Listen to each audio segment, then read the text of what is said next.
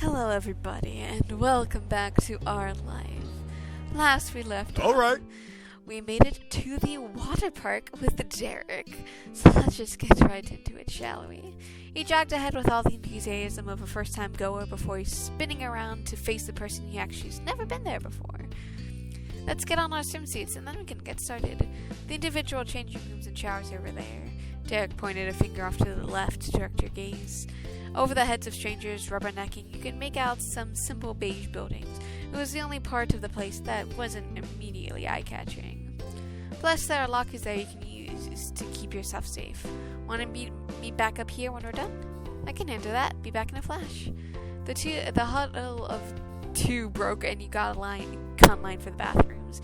Eventually, each of you got your own stalls. In as much privacy as one could ask for in a crowded amusement park, you let out a deflating sigh. The cramped space was both a comfort, getting you away from everything else, and a concern, because the walls felt like they were pushing you in on you. The last thing you wanted to do was disappoint Derek when he was so excited. You just wish having to stand before him in a swimsuit wasn't a linchpin to it. Your stomach twisted. Getting air out was no problem, but inhaling it back wasn't coming as easily. You could cover some of it up with what you brought, but still.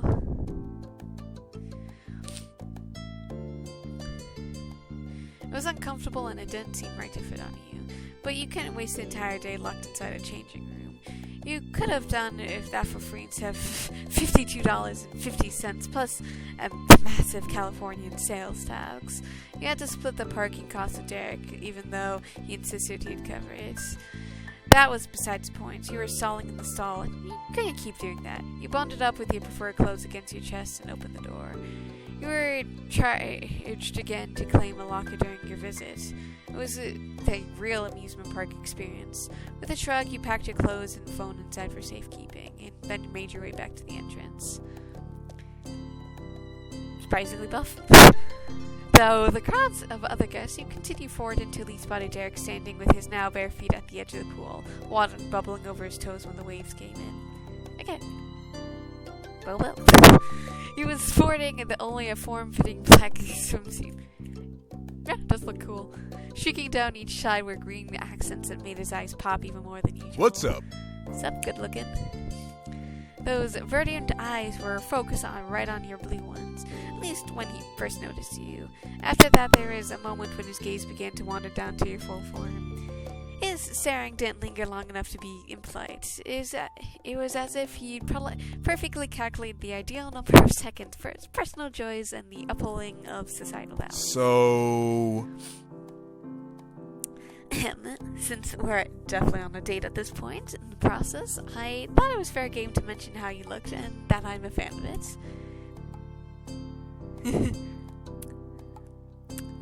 Thank you, I'm glad. Oops. You're welcome.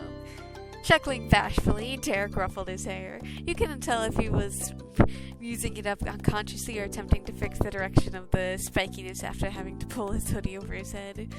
Either way, you were very much aware of Derek being right next to you. You know what? Because I made the comment about it, I have to go with this. You know, you're really ripped. And with that, you're officially made Derek's day. You beamed wider than a championship winner's victory photo. Thank you. Derek's smiling face was so warm, but it couldn't stop you from rubbing your hands up and down the length of your crossed arms. Your worries from the changing room had followed you out into the wider world. You found even more uncomfortable than before. You closed your eyes, defeated and frustrated. Sunshine pressed against your eyelids so bright that there wasn't the safety of darkness even inside your own mind. You squeezed your face together harder.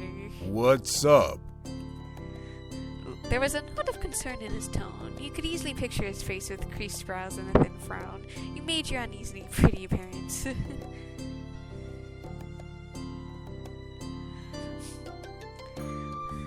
Let's not talk about it. I don't want to ruin the day. Derek might have suddenly transformed into Nicholas with that repetition. You know you wouldn't know because your eyes were so definitely closed. Don't worry about that. Luna, after how dramatic I was yesterday, there was no way I can complain about someone else bringing down the mood.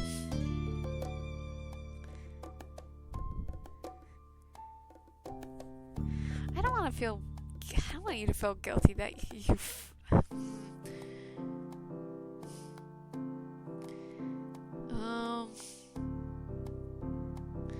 I wish you didn't have problems, but at least it's not only you.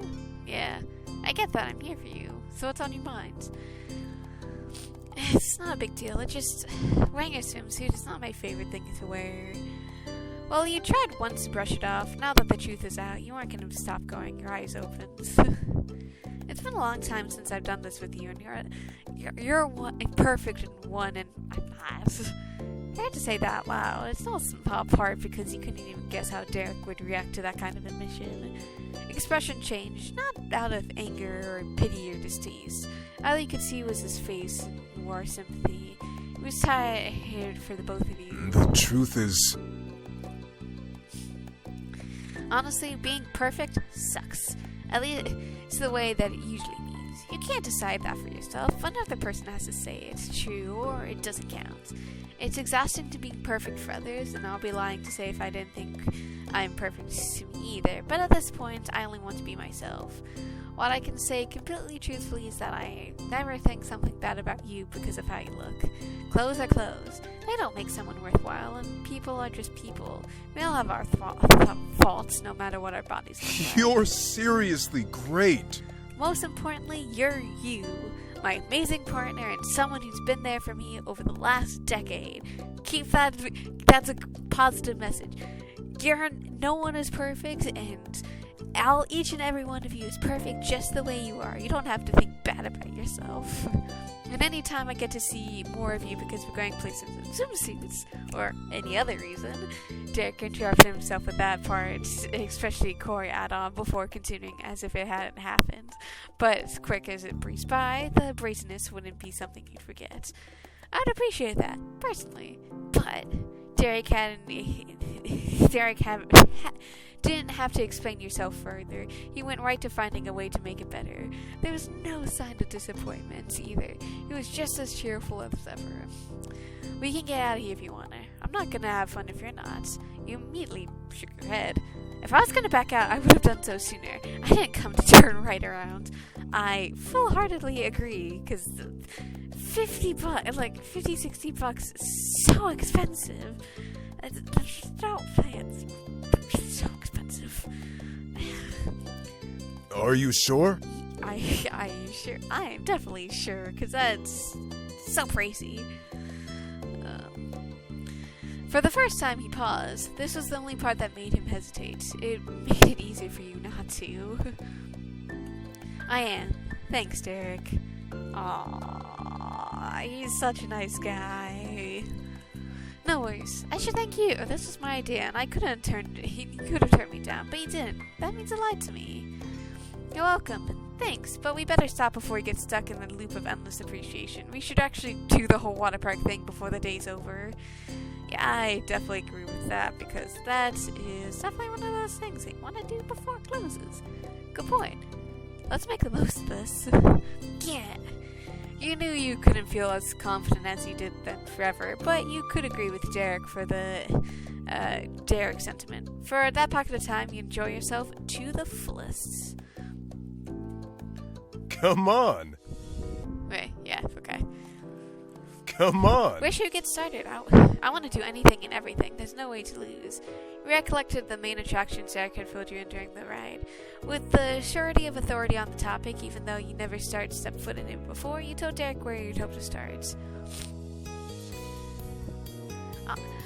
Let's go down some slides. I love going down the slides. It's so fun. Hell yeah. Your hand shot toward the twisting yellow one, making it very clear which ride you were intent on going for. Derek had a thumbs up for that. Good choice. The two of you raced across the park and came to an abrupt stop at the long, cluttered group of people who had the same idea as you. Amusement park lines were at peak summer visiting hours were no joke. As you inched forward every minute or so, screams echoed from the top of the stairs as guest after guest hurled down the Waterpark slide. Distant surf rock played over the speakers as you waited for your turn. You didn't even notice it was there until you got higher up in the steps. Derek entertained himself and you by doing a little dance, playing air ukulele in time with the tune. You snickled all the way up to the launch platform. It was a closed top rather than a half pipe, and there was a perfectly round opening for the slide that continued into deep and dark descents. A low roar came from the swirling waters flooding through the massive tube. It was a straw of a giant trying to suck you inside. Your heart pounded. After you. No, you first. But don't hold the line, Derek. I'm more stubborn than you are. His hands lifted to her chest, flaccidly. Alright, you in, as usual. Me first. The ride technician led you to the lip of the slide, repeated the safety measurements that you already caught when Derek went, and gave you the okay to push off. You shifted off your butt, double-checking your positioning, and then you scooted into the rush. You were off in an instant. You zipped down and around as if you're a gumball in one of those fancy machines that made the tree to go through a loop before arriving in the awaiting child's hands.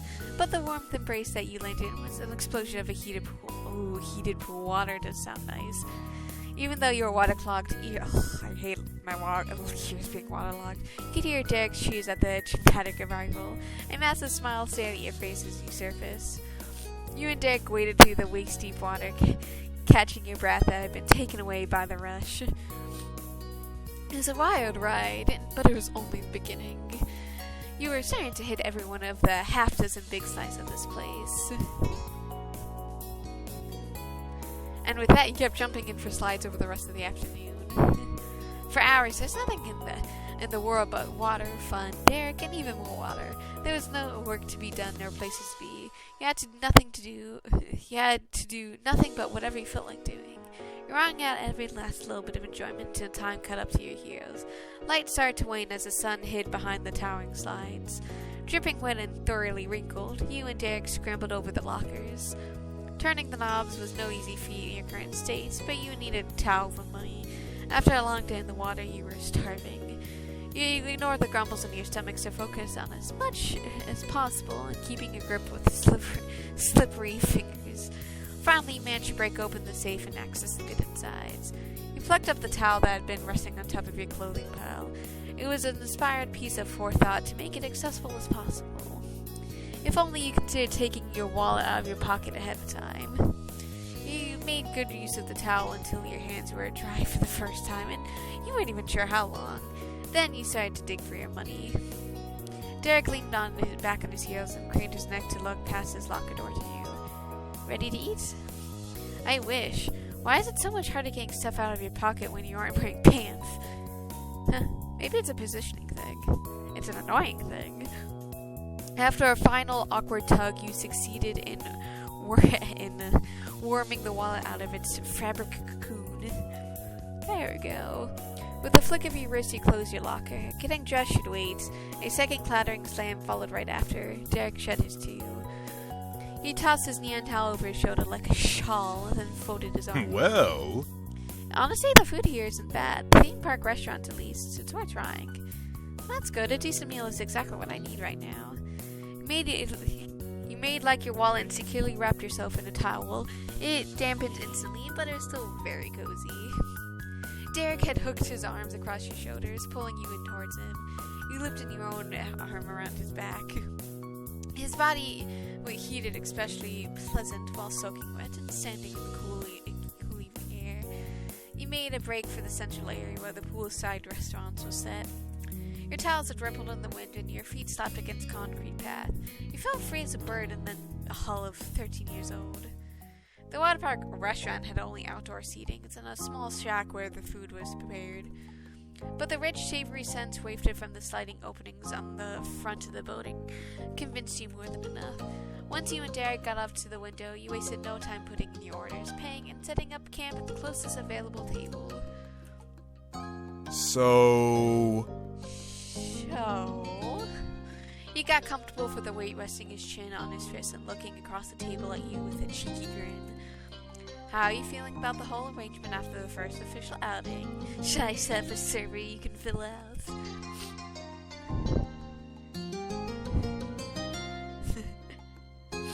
Tell me how you rate me first. You got top marks. You do too. Awesome. The teasing interview came to an end before it began. You shifted to lean fully back against the white plastic chair, chuckling contentedly. It's been a long time since I got into a park, this one or any others. I'm always busy, right? So busy. We barely made it today, but we did. Exactly, we did it. His cheeks and eyes lifted, please. You're more grateful than ever to be there at the water park, in the state you grew up, by the side of your boyfriends. Our meal soon arrived, and it was finished briskly. Swimming had made you entirely famished. The potential post-food conversation was cut off for you and Derek and every single person in the vicinity. It began with an anchoring bell over the entire park and then transitioned into a spoken message. The employee announced as cheerfully as possible the park was closing soon and all guests needed to get out of the pools. Derek glanced up into the sky in the general direction where the disembodied voice came from. I swear. Man, it went so fast. At least it was really nice while it lasted, and we can make a good one tomorrow, too. There was something in his wandering gaze and the playful quirk of his lips. The end of the occasion had skipped all the other stages of grief and gone straight to acceptance for Derek. Tomorrow is... Well, I have a feeling it won't be too hard to have some fun. You watch him with intrigue, fully expecting it to be let in on what his spirits were so high, but he merely grinned your way and explained nothing. I'm curious, very curious. Still, the approaching closing of the park spurred the both of you on. It wouldn't be responsible to dawdle. Your trash were thrown out and you jumped into the shower for a brief wash before changing into your actual clothes and getting back into Derek's car. It was late by the time he parked once more in his designated spot for the apartment complex. What little remained of the night was passed in peaceful relaxation around the apartment before collapsing into bed. Early the next day, you lazily hung around the apartment. Derek was showering after the gym, and you had both already had a quick breakfast. It was true the change of pace to have a slow morning, a slow day on your trip. You welcomed the break. You wanted to pop over to his parents one more time. He was still itching to get his hands on Nico's Switch, but there was a blank schedule besides that. Long travel, promises to fill, a plan to keep up with. To balance out the one free day, the next was said to be extra full. Tomorrow evening, you'd be leaving Prism City. Your bus ticket was already purchased. You needed to be packed and prepared and somehow do everything you could ever want to do before it's too late. Truly grasping at your own departure wasn't easy. So much had happened, but it all felt like it happened too fast. Like a much-anticipated audiobook set to 5 times normal speed. Your life with Derek was nearly only a memory. The adventure at the water park had taken a place in your mind right by that time you got to the boardwalk with the Cesare family. Whenever it was years ago, it was only days ago. Over was over. Being closer in time, but made no reachable in the present. A cheerily holler from the hall shook you out of your own head before you could entirely get lost in it. Hey Luna, I'm ready to go. Finally, I've been fading away out here. Let's go see that family in Philadelphia. Totally. That's the plan. His eyes twinkled boyishly as he grinned at you. Your lips quirked up at the infectious enthusiasm. Everyone there is looking forward to seeing you. Come on. Derek led the charge out the front door, which locked behind him, and onward until he arrived at the other Cesare front door. You rang the bell and didn't have to wait long before Mrs. Cesare's eager face appeared. The expectant smile was identical to the one she wore when you first reunited. Good to see you. Good morning, Derek Lund. Welcome back. She ushered the two of you inside with as much gumption as your original rival as well. Before you could question that curiosity, you were confronted by another. The living room you had been led into was entirely empty aside from you and Derek and his mom. 3 Cesare's men were missing. George could be on his way. Nicholas might be waiting for the guests in his room. Perhaps Mr. Cesare needed to use the bathroom. Separately, any of those possibilities made sense, yet all of them being the case at once felt odd. Should we have come later, or... No, your timing is perfect. She smiled at you wider, but the leading tone of her voice and the Nicholas-esque gleam in her eyes wasn't particularly comforting. It only made you more certain that something was going on. You're going to ask, but the words slammed against the back of your throat when George and Nico sprung up from behind the chair. Surprise! How did they fit? That's what really got you. The Cesare living room wasn't suited for rioting. The boys must have been lying on the ground, pressed together, and you had to be positioned in exact right angles not to see it tucked away there. Your red-eye expression was their reward. The two jumping jacks laughed openly, and even kind Mrs. Cesare clapped her hands together in satisfaction at your slack jaw. What's the surprise for? You stammered out the question, still in daze from entirely unexplained jump scare. What do you think, genius? The voice of that sharp inquiry was unmistakable. You hadn't managed to blink since the younger Cesare shouted in the trinket. I'm guessing it's Cove? Hey! It's Liz! Pointed your dry eyes toward the kitchen. You had to wonder if you were seeing things. Somehow, magically, your older sister had appeared out of thin air to leer at you smugly from over the counter. The laws of space and time were no consideration when it came to teasing you. Liz? Duh, of course that stunt wasn't their idea.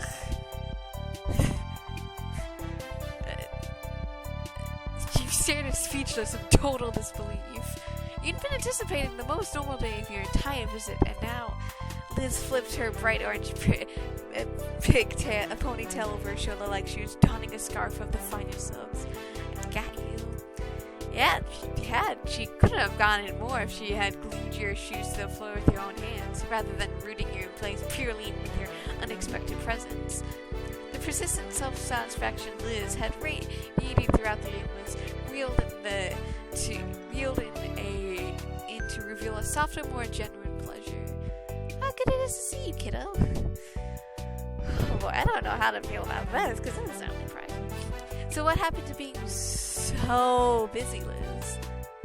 That was merely a ploy. I'm never too busy for you. Or a bonus share where all I had to do was show up. What do you mean? Liz laughed with an all-knowing air. There's a sound you're barely familiar with. I do love you, but I wasn't going to arrange an entire trip to join you now when I already had to prepare for one for Mom's party in less than a month. You can thank your beefcake friend for handling the details, and his parents for letting me borrow the guest room.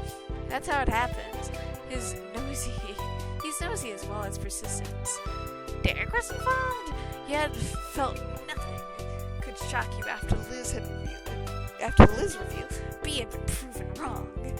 The man who suddenly had the spotlight thrown on him stood with an awkward stiffness. His arms folded so tight that the form might have been chiseled out of stone.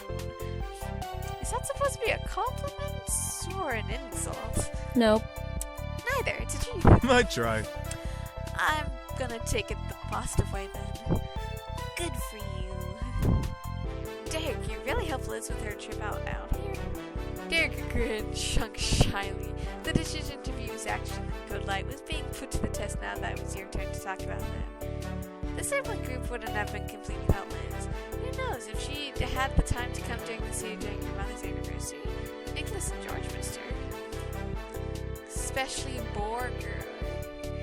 Nicholas shot that commentary without looking away from his phone. George glared, completely unseen by the target of the daggers, but he didn't vocalize his disagreement with the statements. And we figured you wouldn't mind seeing your sister when she came by, so we worked it out. Surprise!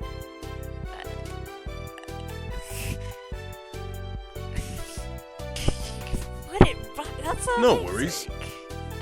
Don't worry. Bashfulness crept over his features even more, though. Like Derek's general perspective, it was a good kind of bashfulness rather than a bad one. He was pleased with himself. And then the door at the very end of the hall burst open. The entire room simultaneously peered in that direction. Surprise! Mrs. Sarah finally made an appearance as well, and it was an entrance. He waved his hands in the air and walked up with a jaunty high step. The parade of unexpectedness of that day was endless. But before you could even ask the question, Mrs. Cesare explained what that was about. Mrs. Cesare was going to be behind the counter. However, I banished him into his bedroom until he was certain that your schemes were finished. He was laughing too much. He was gonna ruin it. I was about to get it myself, but he managed to figure it out. Every single one of them, Mr. Cesare's sons nodded in support of their mother's decision, including Derek, who wasn't there when it happened. Steve must have been able to imagine it easily enough, though. Yes, I didn't get to stay, but I could still join a little late. It's an extra surprise. That's making lemons into lemonade. Never had a reason to wonder how Derek ended up with so much opportunity. That's what I like to hear. Very good. Thank you for being such a good sport, my wonderful husband. You're welcome. You're welcome, lovely wife, and welcome to you, Luna and Derek. We're all here. Right. That's right. We are. The mayor and Cesare family enjoyed a mini reunion full of affection before eventually things settled back into their casual atmosphere. The addition of Liz into the mix was truly seamless. I'm glad it was, because that's certainly nice. George and his parents bustled around the kitchen to cook their own late breakfast. They had no time for food while waiting to make their grand reveal. Nicholas elected to help by not getting in the way. He sat at the table with his face in his phone. The youngest had been completely sucked into the screen in a way that you hadn't seen before. You stuck with your sister on the couch. Derek flanked her on the other side. She recounted her traveling adventures, including how at one point she too had to ride a bus and that actually took a wrong turn. Since when did bus drivers take the wrong routes, Liz demanded of the air. Her long list of points were noting right until the new announcement of her cheerily made. Food's done. Hooray! Eggs, sausages, and well-seasoned diced potatoes. They sound yummy and been prepared with fresh fruits available on the side. The whole room smelled of pepper, garlic, and a host of other savory spices. Oh god, my mouth is just watering at the potatoes because they sound so good. Derek had already eaten, and Liz politely passed the meal as well. She had way too many snacks during the overnight trip and couldn't have another bite.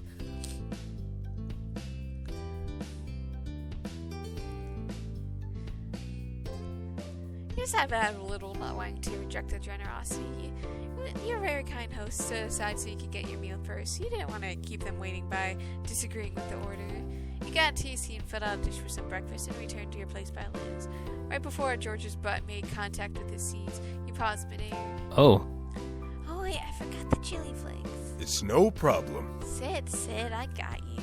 Derek winked at his little bro and said the younger brother plopped down into his chair. The scrambled eggs popped high so George's plate jiggled. Derek pushed off the cushion and took a few long strides into the kitchen area and retrieved the tube of deep red edible confetti.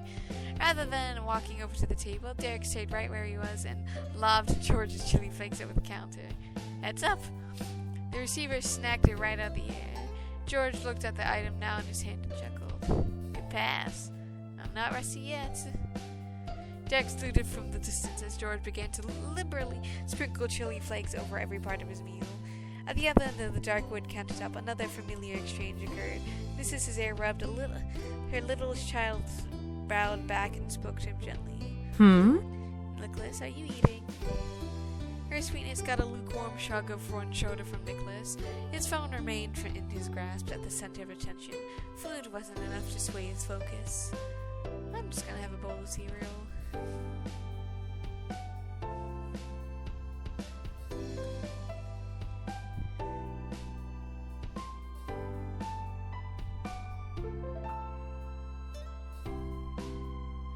Hey, Nick, are you texting someone? Huh? No, it's nothing. Nicholas tucked his device close to him. He wanted to ask him what that was doing was so important, but he definitely wouldn't tell you. Mrs. Cesare gave the tea one final pat and left it there. She was content that at least he wasn't going to go hungry. Unexpectedly, ears picked up at the small squeak and then an unmistakable rush of running water. Once again, your gaze went into the opposite side of the room. Derek's back was turned to the crowd, and clatter he was making continued with the clanging of pans. The actual reason why Derek had gone to the kitchen and stayed there became evident. He was intending to wash the dishes.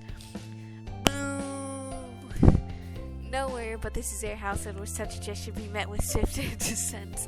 But Derek and his impulse to do everything for everyone was infamous. Please, don't worry. Son, you are our guest. And you didn't even eat. You can't be the one who cleans up. Liz acted mostly as an observer to the family circus, though couldn't help tisking about it under her breath. What an absolute menace of politeness. Don't leave me! You jokingly reach out to him. Your truly pitiful plea didn't go unheard. Oh. Derek's face turned just enough to peek at you. A tiny smile pulled out the corners of his mouth. I'm so alone. Rude. Right here. That doesn't count. Fine. I can't abandon you. He lifted his head high and rolled his shoulders in preparation. Then he began the long journey from the kitchen to the living room.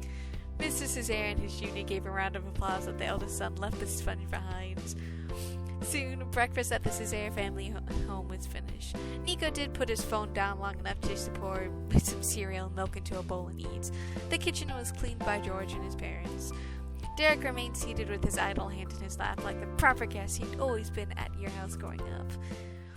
So, Nicholas spoke without being spoken to for the first time in an age, and more amazingly, the phone was gone. It must have returned to the comfort of Nicholas's romper pocket.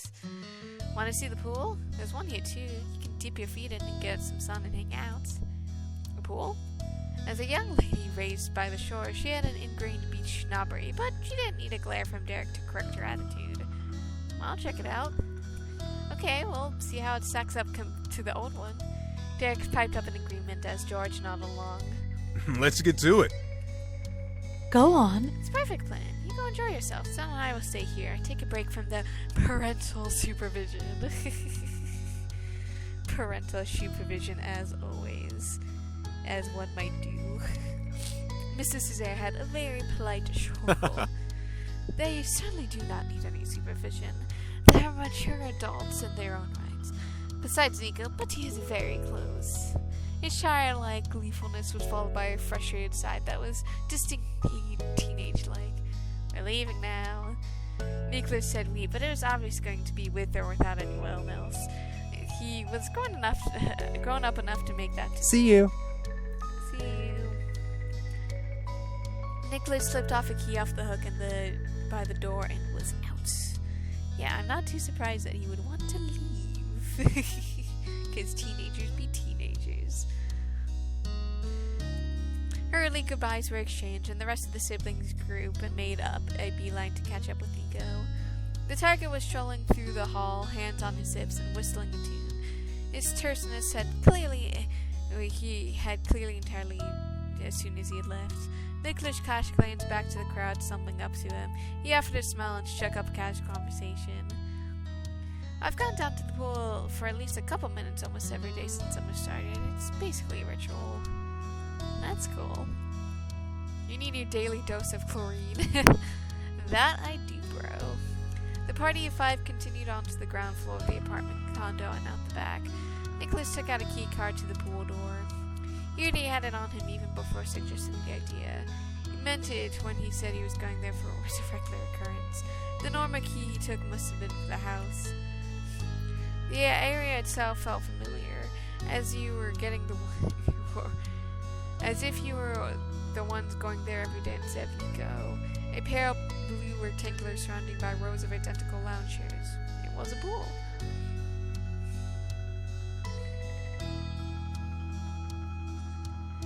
You like both pools that the Caesars had brought you to. They both had unique charms and qualities. The width, gradual increase of depths, and how the stairs were arranged all stood apart from the other locations. While everyone else had stalled at the entrance, Nicholas kept on walking. He headed straight out to the edge and crouched low to roll up his pant legs, shifted onto his butt, and dunked his feet into the water. Liz and George shared a side-eye glance. There had been an assumption they'd be hanging out together. Nicholas, however, didn't show much interest in that sentiment. His mood had been all over the place, and ultimately Liz and George elected to give him space. The two of you camped outside on two side-by-side lounge chairs, close enough to keep an eye on Nico, but not enough for a conversation to be audible between the pair and Solo. Derek watched the chip falls. Despite the supposedly being fun in the sun adventure with the whole gang, he was frowning.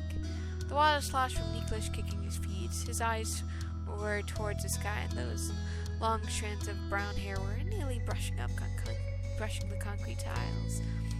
He felt much further away than he physically was. Anyway. I'm gonna send with the pool and with Nico. Being in the pool is the only way to go. He might like the company. Would you mind would you mind if I wanted it just to be me and him? It's been a while since we got any one-on-one time.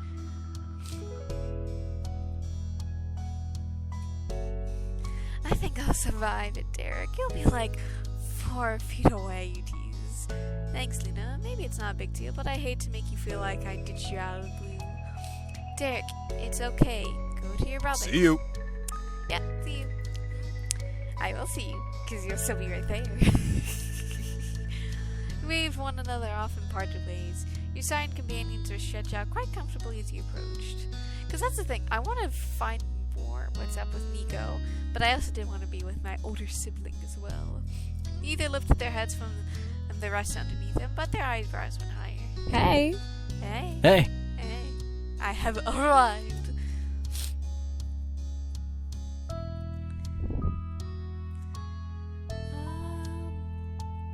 He took the chair on Liz's right. It was free and next to your sis, and that's all he needed. She watched you intently as you settled in.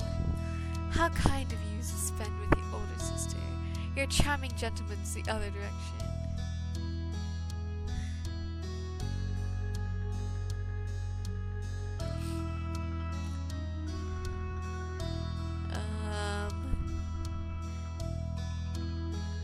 Hey, you're the one who abandoned me for your new brother. Meekly, George responded to the quip meant for your sister. It made him too bashful to ignore. She wasn't trying to abandon you for me. No, I was. Liz! You and your sister grinned wickedly at sweet, sensitive George. You and your sister grinned. Then Liz primarily smoothed out her romper while working the crookedness out of her expression. Well, before you arrived, Borgio here mentioned the recent Father's Day celebration that happened, and how mad it was. Fitting for him, isn't Yeah.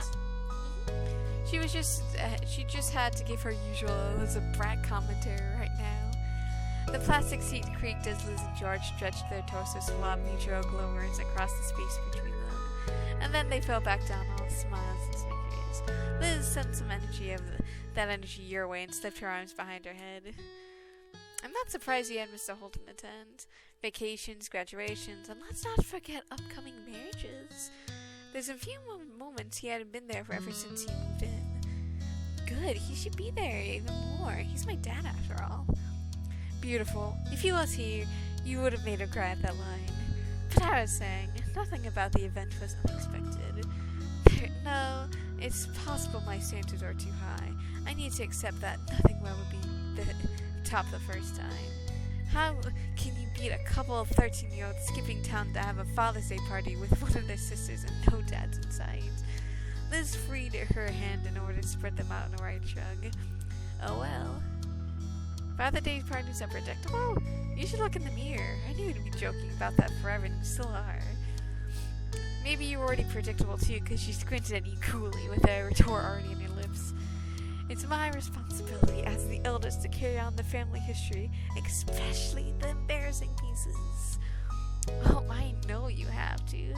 The more something means to you, the more sarcastic you have to be about it. That one got her to mouth.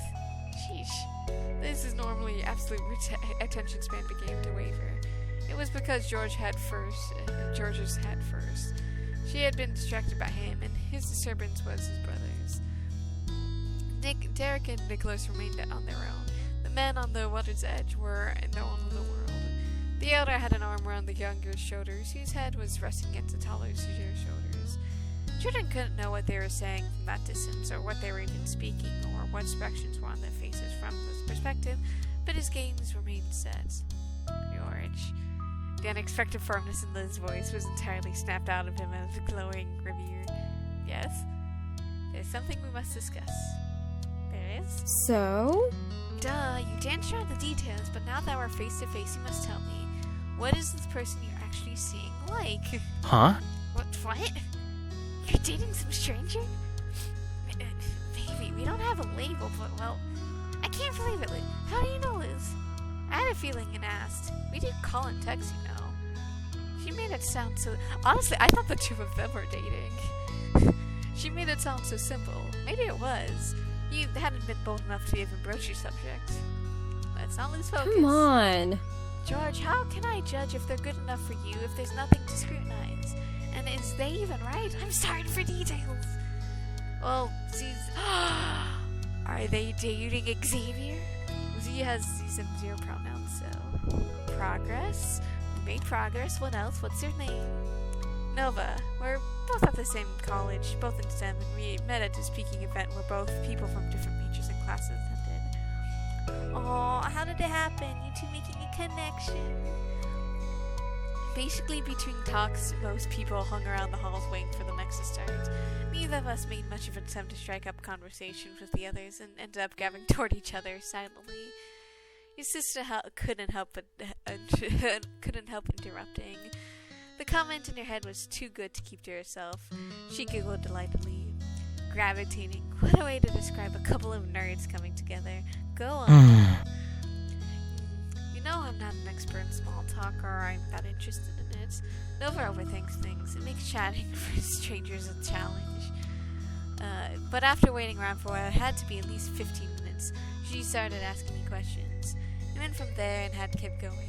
We exchanged numbers at the end of the event. Back then I thought Z had gone bored after doing nothing for so long, but Nova told me later that Z had been trying to get themselves to just say something the entire time. Z also told me the reason Z decided to talk to me at the end was because of my forced, tranquil features. I don't know exactly what that means. The sight of George so absolutely aglow was enough to make Liv swivel. No, I peeked one over already. Who'll be back up when he brings them home? Derek? I doubt it.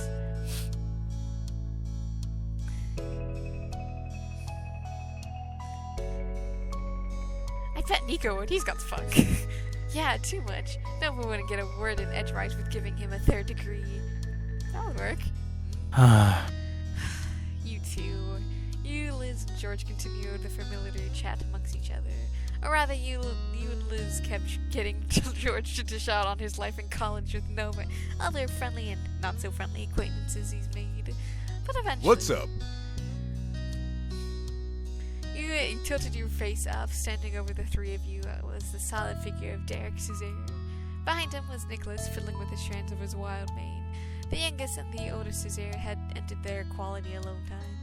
Whatever went on between them, you didn't mention it. George or Liz didn't ask, and your sister kept trying to pry into George's romantic life, but not the worries between the two brothers.